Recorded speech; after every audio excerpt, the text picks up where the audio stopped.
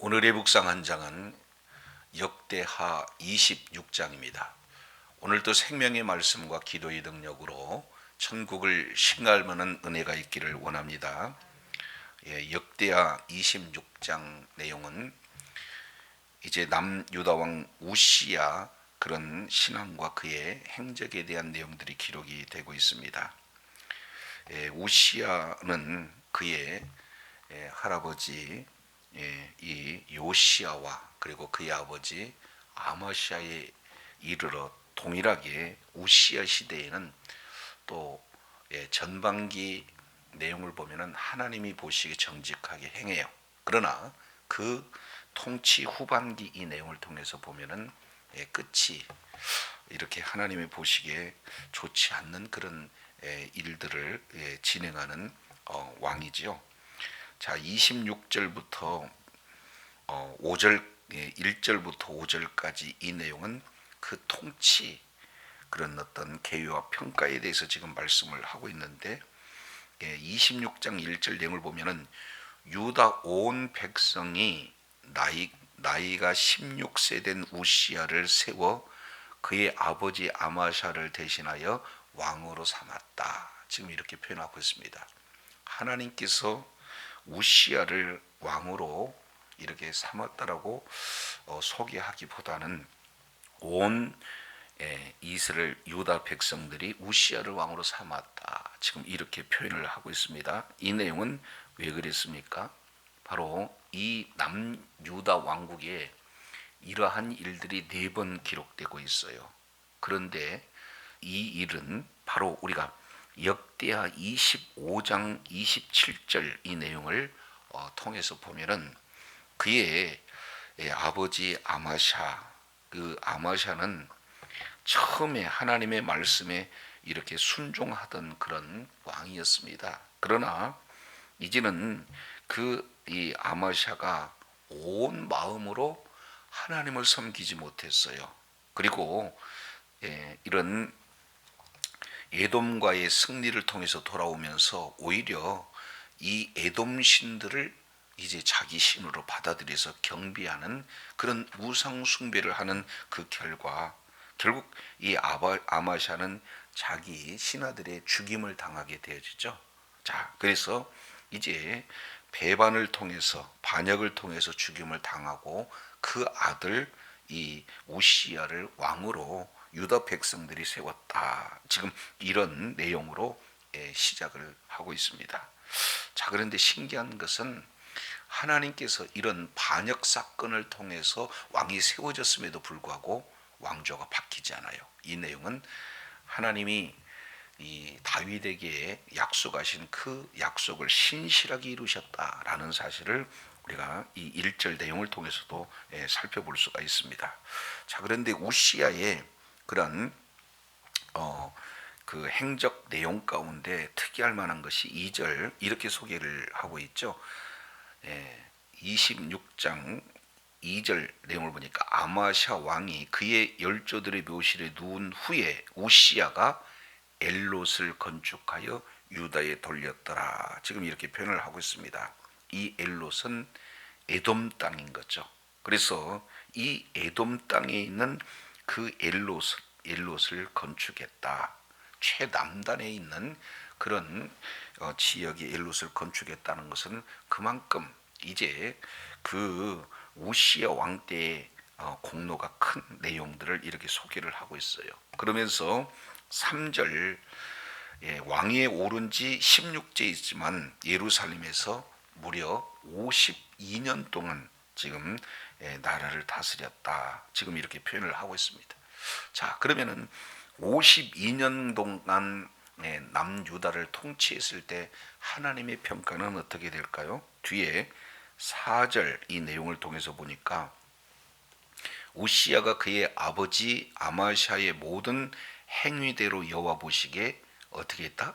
정직하게 행하였다. 지금 이렇게 표현을 하고 있습니다. 모든 그의 부친 아마샤의 모든 행위대로 여호와 보시기에 정직하게 행했다. 그러니까 아버지가 이제는 하나님 보시기에 정직하게 행했을 그때 좋은 그런 신앙만을 전수받아서 이제 하나님이 보시기에 정직하게 행했다. 이것이 이 우시야 왕이 걸었던 통치의 하나님의 평가가 되어지는 겁니다. 자, 그러면 이렇게 하나님 보시기에 정직하게 행하는 데는 이유가 있겠죠. 자, 누구의 영향을 받았는가? 3절 다시 봅니다. 우시야가 왕이 오를 때에 나이가 16세라 예루살렘에서 52년간 다스리니라. 그의 어머니 이름은 여골리아요. 누구 사람이다? 예루살렘 사람이다. 그러니까 결국에 좋은 신앙의 어머니를 이렇게 만났다. 지금 이렇게 소개하고 있습니다.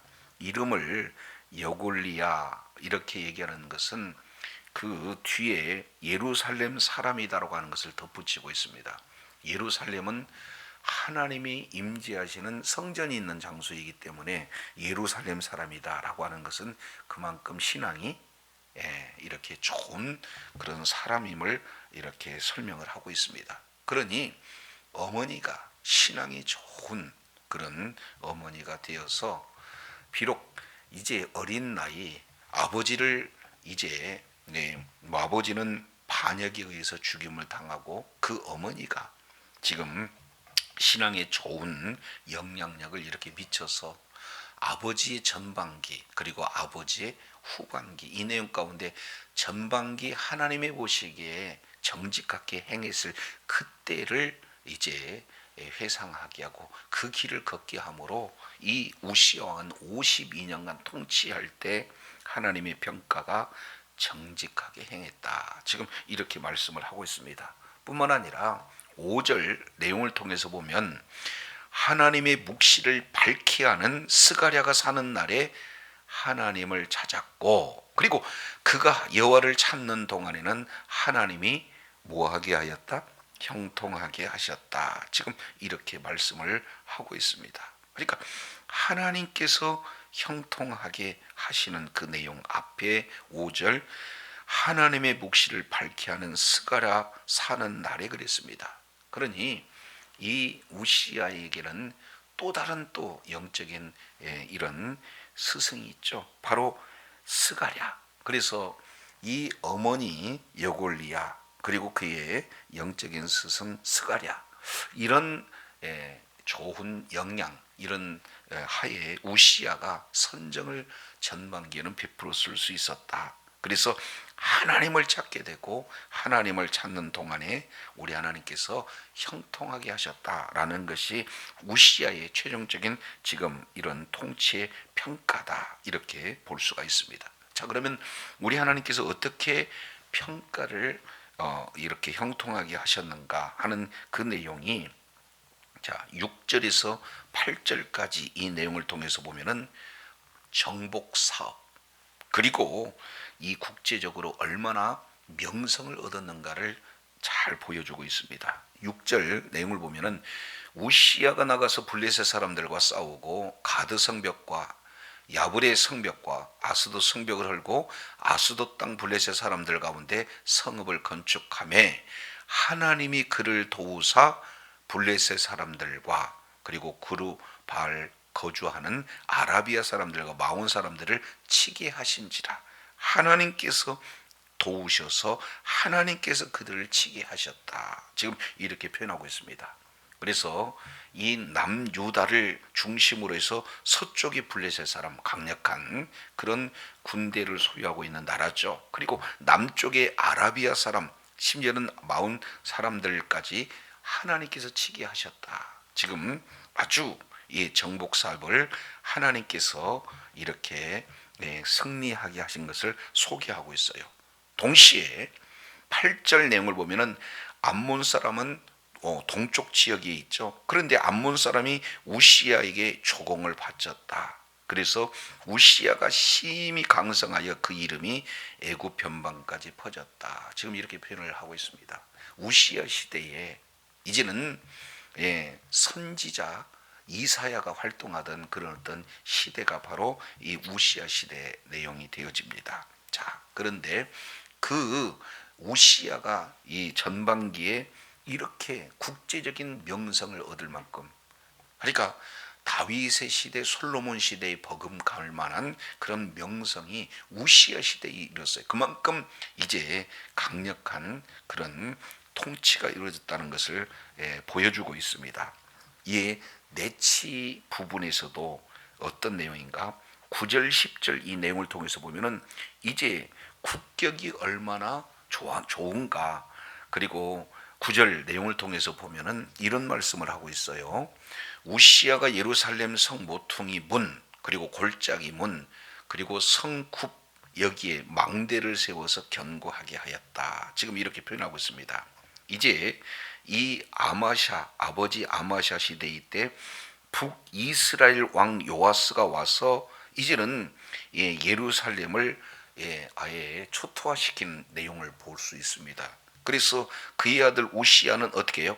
취약 지역마다 아주 망대를 세워서 나라를 견고하게 했다는 것 뿐만 아니라 10절 이 내용을 통해서 보면은 자, 거친 땅, 그리고 그리고 평지와 평야, 그리고 여러 산과 좋은 밭, 그러니까 국토 곳곳에다가 물 웅덩이를 파고, 그리고 또 이제 거기에 육축을 기르고 농사를 짓고 포도원을 다스리고, 그러니까 이제 농업의 부분이나 육축의 전체적인 그런 어떤 부분에 대해서 매우 신경을 썼던 왕이다라는 것을 이렇게 볼 수가 있습니다. 그러니까 이제 국제적인 명성도 있고, 그리고 내적인 그런 어떤 통치함에 있어서 아주 이제 농사까지 잘 지을 수 있도록 평안하게 통치를 잘하고 있는 그런 모습들을 볼 수가 있습니다. 자, 그럴 뿐만 아니라 이제 이 군사력인 측면도 한번 보시죠. 상비군을 이제 두고 국방을 얼마나 강력하게 이렇게 강화시키고 있는가. 11절부터 15절까지 자세히 기록되고 있어요. 우시아에게 또 싸우는 군사가 있으니 하면서 그 12절 이 내용을 통해서 보니까 그 족장의 총수만 2600명 모두가 다 큰 용사라고 하고 있고, 13절 내용을 보면은 그 휘하의 군대가 30만 7500명 모두가 다 싸움에 능한 자요, 왕을 도와 대적을 치는 자다. 그러니까 상비군이 지금 편성이 되어 있습니다.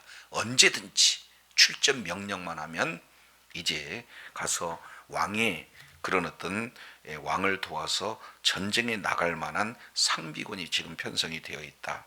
자, 그러면은 그 무기는 어떤 내용인가? 14절 우시야가 그의 온 군대를 위하여 방패, 창, 투구, 갑옷, 활, 그리고 물맷돌을 준비했다. 요즘으로 본다면 최신 무기로 다 교체했습니다.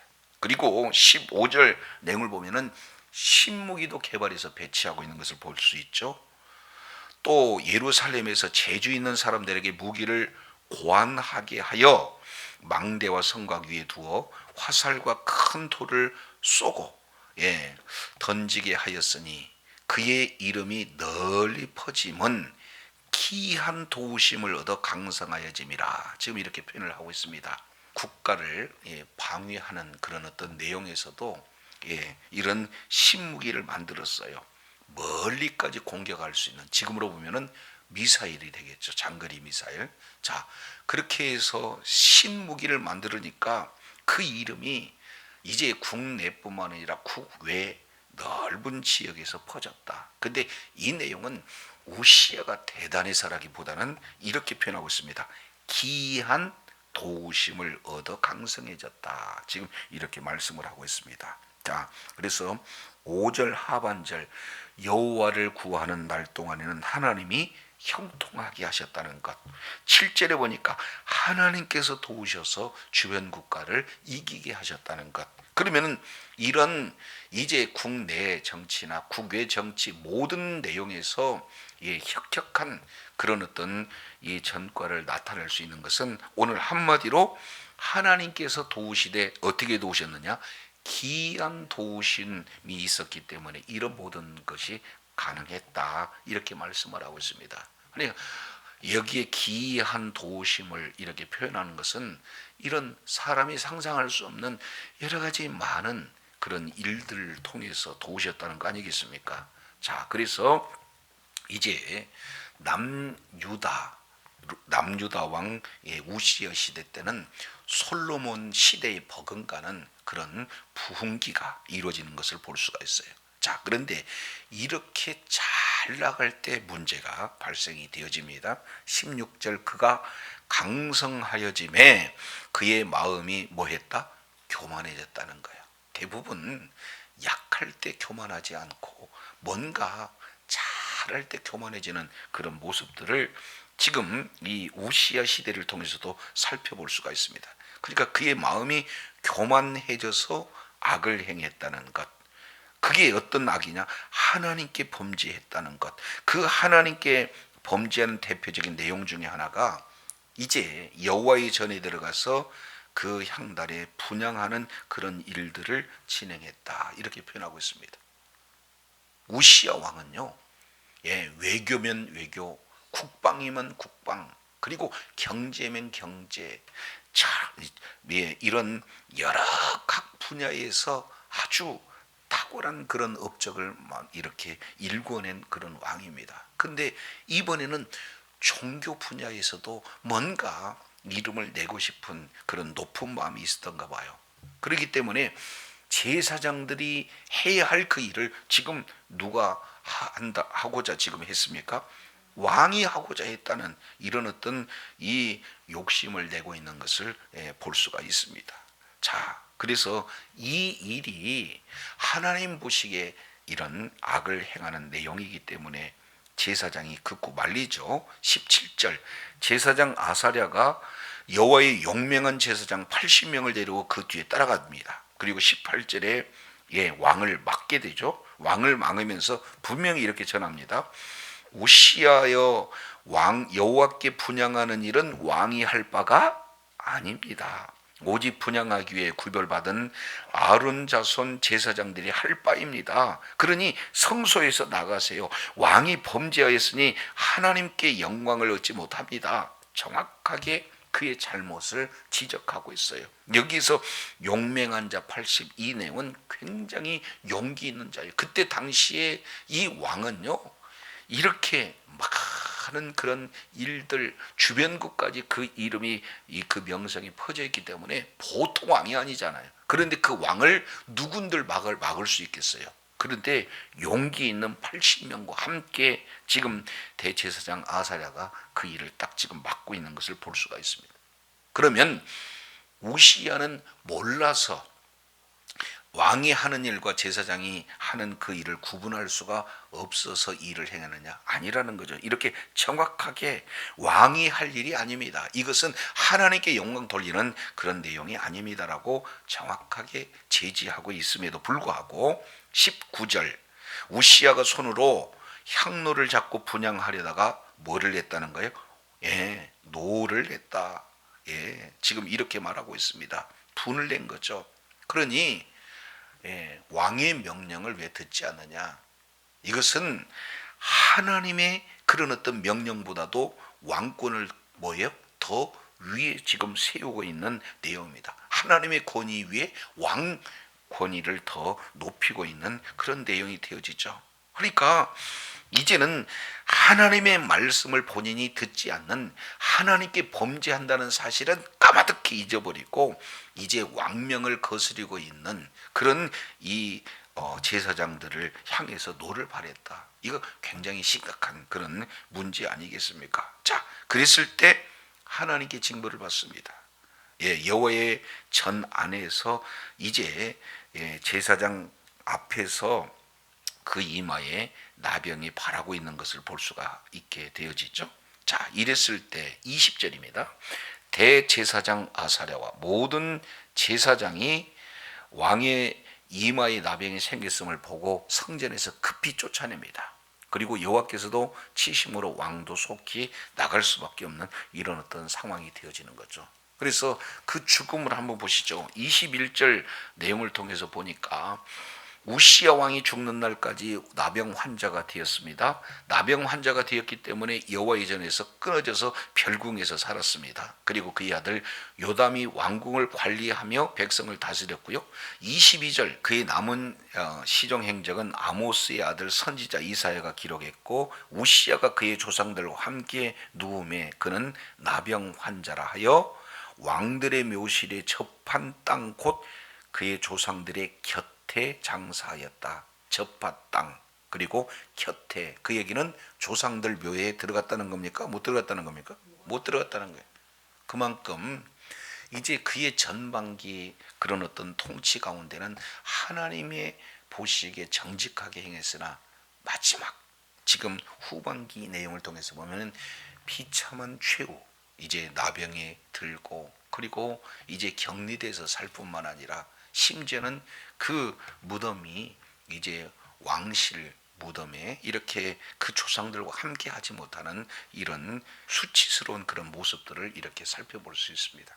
자, 여기서 이제 우리가 한 가지 교훈을 얻을 수 있는 그런 내용은 바로 이 우시야가 이렇게 명성을 얻게 되는 내용은 누구의 영향을 받았는가 하는 이 내용들을 우리가 살펴볼 필요가 있어요. 예, 신앙으로 그의 아버지가 이제 그 아버지조차도 이 전반기 후반기 사역이 너무나 극명하게 차이가 있잖아요. 그런데 단점은 덮고 이제 장점을 부각시켜서 아버지가 하나님을 잘 이렇게 신앙으로, 예, 하나님의 말씀에 순종해서 하나님 보시기에 정직하게 행했던 그 길로 가라. 예, 바로 그의 어머니의 영향을 받았습니다. 그리고 모든 하나님의 말씀이 중심이 되어서 그 말씀의 기초로 하여서 갈 수 있도록 스갈의 영향을 받았어요. 그랬을 때 이 우시야는 하나님 앞에 참으로 귀하게 쓰임을 받았다라는 사실을 우리가 살펴보면서 우리의 신앙을 지키는 건 너무나 중요해요. 그러나 그 다음 시대, 우리에게 맡겨지는 그런 다음 시대의 시대를 준비하는 일도 매우 중요하다는 것. 그래서 어떻게든지 말씀 중심으로 하나님 보시기에 정직하게 행할 수 있는 선한 영향력을 끼쳐야 되는 것. 이거 굉장히 중요한 겁니다. 자, 이어서 두 번째 우리가 교훈을 받을 수 있는 이 내용은 하나님께서 이렇게 기이한 도우심을 얻어서 이런 이제 국방이면 국방, 외교면 외교, 그리고 경제면 경제, 모든 전 분야에서 이렇게 명성이 있게 했을 그때, 높아졌을 때 중요한 것은 뭐 해야 되는 거예요? 예, 교만이 올 수 있다는 사실입니다. 겸손하게 시작했던 그런 왕이다 할지라도 얼마든지 교만할 수 있다라는 사실을 저와 여러분이 이렇게 교훈 받아야 할 그런 내용이에요. 그래서 사도 바울은 그 고린도전서 10장 12절 이 내용을 통해서 보면은, 자, 선 줄 알거든 뭐 해라? 넘어질 것을 알아라. 이렇게 경고하고 있잖아요. 잠언 기자는 16장 18절 내용을 통해서 보니까 교만은 패망의 선봉이요 넘어짐의 앞잡이다. 극도로 이 교만한 자를 하나님이 싫어하신다라는 사실을 이렇게 말씀을 하고 있습니다. 교만은 뭡니까? 바로 자기가 하나님 자리에 있는 거예요. 하나님의 말씀보다도 자기의 그런 어떤 경험이나 자기의 지식을 앞세우는 겁니다. 다른 사람 말을 듣지 않는 겁니다. 이것이 바로 교만한 자의 그런 어떤 모습이고, 그래서 이제 지금까지 쌓았던 모든 명성을 한 번에 지금 무너뜨리는, 그래서 그 비참한 최후의 내용들을 우리가 살펴볼 수 있게 되어지죠. 그래서 오늘 우시야가 선정을 베풀 때, 그리고 우시야가 범죄할 때, 이 전반기 후반기 사역의 내용을 통해서 보면서 이제 저도 여러분도 어떻게든지 하나님을 구할 때 하나님께서 그를 형통케 하셨고, 교만했을 때 그 하나님께서 그를 아주 이제 징벌하셨다는 이런 내용을 저와 여러분 마음속에 새기시고, 어떤 상황 속에서도 겸손하고, 정말로 이제는 모든 내 삶의 주인이 바로 하나님이시다 라는 사실을 저와 여러분 기억하시고, 주님 오시는 그날까지 범사에 주님을 인정하고 주님의 인도함을 따라서 늘 말씀이 원하는 길로, 그리고 말씀에 합당한 결실을 맺음으로 하나님 앞에 겸손한 자리, 그리고 하나님이 도우시는 자리에 있어 끝까지 의로운 병기로 쓰임받는 저와 여러분이 되시기를 간절히 소망합니다. 기도하겠습니다. 하나님 아버지, 우시야 왕은 이제 할아버지 아버지와 또 우시야 때 동일하게 처음은 이렇게 하나님 보시기에 정직하게 했지만 그 후반기 내용을 통해서 보면은 비참한 모습들을 이렇게 살펴볼 수가 있습니다. 이제 누구를 만나느냐, 누구의 지도를 따느냐, 정말로 신앙에 좋은 영향을 이렇게 받는 신앙의 스승들을 만나는 게 너무도 귀하고, 뿐만 아니라 이제 끝까지 하나님의 말씀을 기초해서 겸손한 자리에 있으므로 처음도 과정도 끝까지 하나님 앞에 보시기에 정직하게 행하는 일이 얼마나 중요한지 오늘 우시야를 통해서도 이렇게 일깨워 주셨사온즉 이제는 하나님의 말씀이 기초가 되어지고 그 말씀에 순종하는 자리에 있어 끝까지 겸손함으로 하나님 앞에 영광 돌리는 주의 사랑하는 자녀들이 다 되어지도록 은혜를 더하여 주시옵소서. 우리 구주 예수님 이름으로 기도드립니다. 아멘.